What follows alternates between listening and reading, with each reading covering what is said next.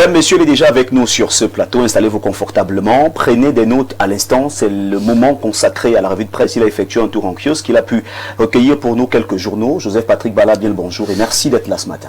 Bonjour Théophile Vianney-Billa, bonjour aux nombreux téléspectateurs que je suis très heureux de retrouver ce matin dans le cadre de ce programme. Vous retrouvez en compagnie naturellement de vos invités ce jour. Vous êtes vêtu de noir? Oui, bien évidemment. De blanc également. Oui, je pense aujourd'hui à mon beau-frère qui a perdu récemment son papa. Et justement, on en parlait hier soir. Et c'est la tenue qu'on avait confectionnée le jour du décès de son papa. Et donc, pour témoigner mon soutien à son endroit ce matin, puisqu'il nous regarde depuis la France, oui. Je lui ai dit que je vais arborer justement ce tissu pour qu'on soit en phase naturellement ce matin. Votre beau-frère, le mari de votre sœur ou oui. Le frère de votre... Non, le mari de ma sœur. D'accord, ouais. Ok. Que disent les journaux ce matin?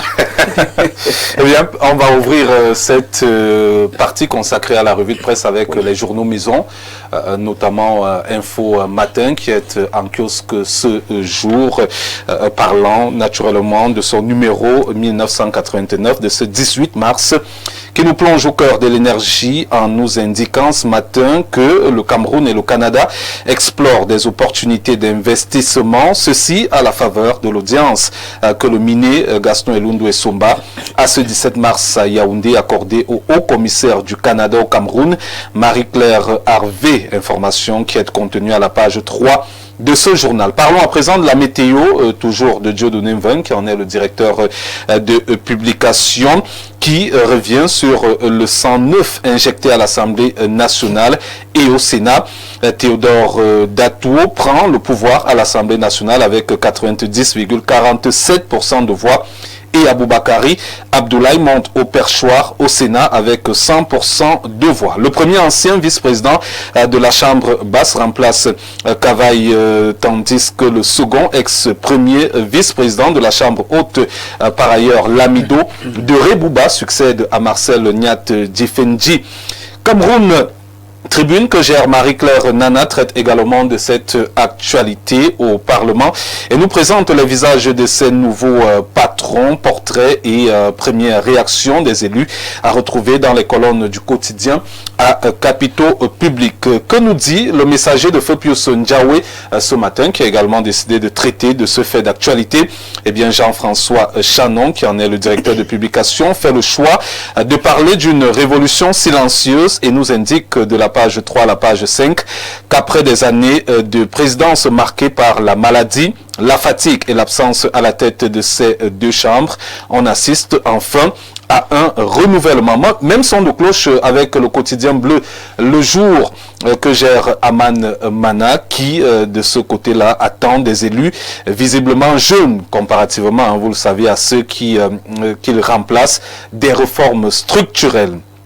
Parlons de mutation de Georges-Alain Boyomo dans sa parution de ce matin, qui ne déroge d'ailleurs pas à la règle et nous fait savoir qu'Aboubakari Abdoulaye, qui remplace Niat Djifendi à la tête du Sénat, devient désormais le successeur constitutionnel à la présidence de la République. L'information est contenue de la page 6 à la page 8 de ce journal. Du côté de la nouvelle Expression, on parle de la chute d'inamovibles géontocrates, illustration d'ailleurs faite à travers le nombre d'années passées à la tête de ces institutions par ces derniers. Pour Kavaïege Djibril, il était en poste depuis 1992 à la tête de l'Assemblée nationale, soit 34 années de règne, tandis que Marcel Niat Djifendi était en poste depuis 2013. Il y a passé 13 ans. L'œil du Sahel de Guibaï Gaïtama, dans son édition de ce 18 mars à la page 7, nous illustre les éléments qui ont fait tomber le président de l'Assemblée nationale. Eh bien, ces éléments sont illustrés dans ce journal à la page 4.